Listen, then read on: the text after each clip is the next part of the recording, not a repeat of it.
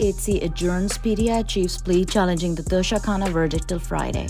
The Islamabad High Court on Thursday adjourned hearing on the appeal filed by former Prime Minister and leader of Pakistan's largest federal Democratic Party, Imran Khan, currently incarcerated in the Attock jail, against his conviction and sentence in the Toshakhana case till Friday.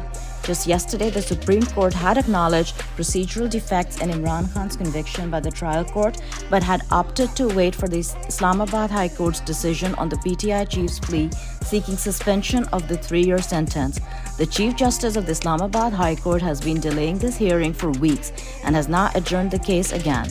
The Supreme Court also listed the case to be heard today, but since the hearing was still underway at the Islamabad High Court, the top court adjourned hearings until the High Court reaches a decision on the petition. Following the adjournment, counsel for Imran Khan, Lateef Khosa, said, Pakistan is becoming a banana republic. The lower courts, the high courts don't honor each other's decisions, nor those of the Supreme Court. High court की नीचे वाला नहीं मानता है, supreme court की high court नहीं मानता है, तो फिर इसी तरह है. अगर यही बनाना रिपब्लिक बनानी है, अंधा निजाम.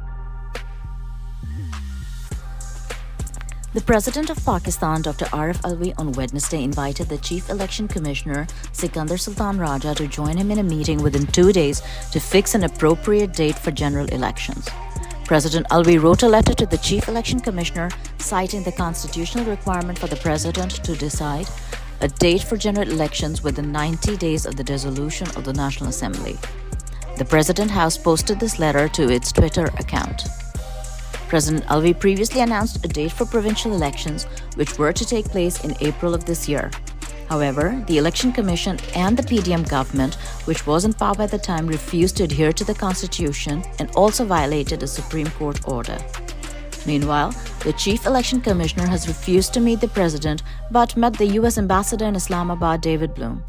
The ambassador said the U.S. supports free and fair elections but have not expressed reservations or issued condemnations on the unconstitutional delay in provincial elections. PTI spokesman Rauf Hassan expressed concern on the ambassador meeting the controversial Chief Election Commissioner. Analysts fear that the general elections due to take place in November will face a similar delay. Former Election Commissioner of Pakistan, Secretary Qamar Dilshad, has said that the next elections are possible only at least after 9 months, not before May of 2024. Talking to the news on August 22nd, he revealed that the delimitations of constituencies on the basis of Census 2023 will take 4 months, which will follow the revision of electoral rolls on the basis of new headcount. According to the former ECP secretary, 4 months for delimitation, 3 months for finalizing voters list, and 2 months for election schedule will make the next election possible not before May of 2024. The consistent hikes in electricity prices have caused unrest in Pakistan. Pakistanis in various cities set their electricity bills on fire in protest against increasing power tariff in Pakistan amid unprecedented inflation. The protesters urged the government to immediately withdraw additional taxes and recently announced hike in electricity prices. We will not pay the electricity bills until their demands are met, they said. Citizens also took to social media to plead with the government to have mercy on us. One citizen weeping said his bill was 5,000 Pakistani rupees or $16 last month and is now 12,000 Pakistani rupees or $40. खुदा दा वास्ता साडे हाल ते रहम करो गरीबां नूं जी लैण दो बड़े गरीब तंग ने मैं कसम खुदा दी ना गरीबां दी खातरावाद उठा रहा और मैं 12,000 गरीब आदमी एक दिन च मैं कित्थों भरां मैं रेड़ी दा काम करावां मैं मकान दा किराया देवां मैं 12,000 एक दिन च बिल मैं कित्थों भरां अब राय मेहरबानी मेरे पे रहम करो कोई हाल करो और मुसलमानों मेरी तुहाडे अगे अपील है बड़े बड़े मुसलमानों मेरी तुहाडे अगे इल्तजा वा मेरे गरीब दा कोई मसला हल कराओ मैं तो किराए के मकान च बैठा इन्हां ने मेरे निक्के निक्के 2 बच्चे ने मैं गरीब आदमी हां मैं रेड़ी तक के अपने बच्चों का पेट पाल रहा. Pakistan has increased electricity prices numerous times over the past 16 months,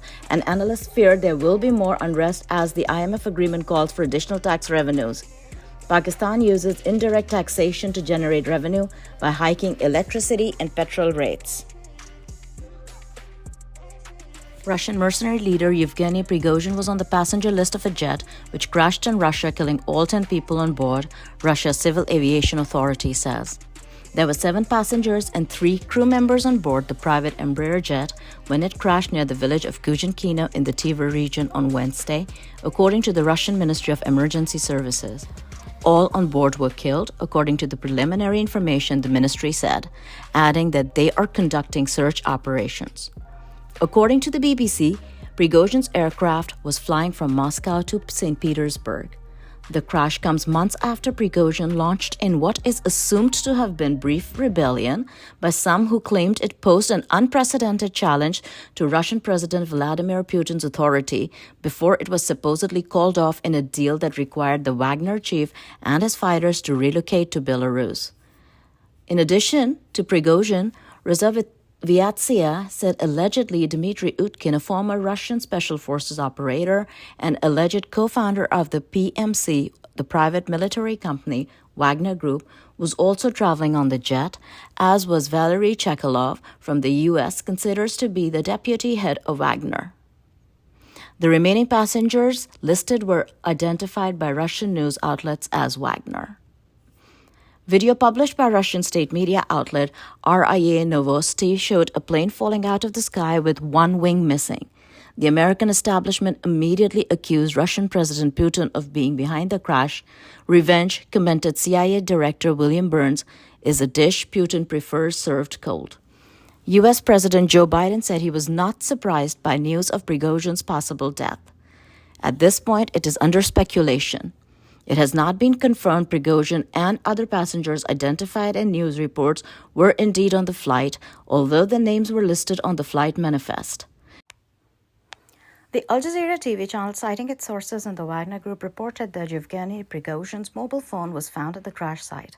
However, the process of identifying the bodies has not yet been completed, and any statements to this effect are unofficial.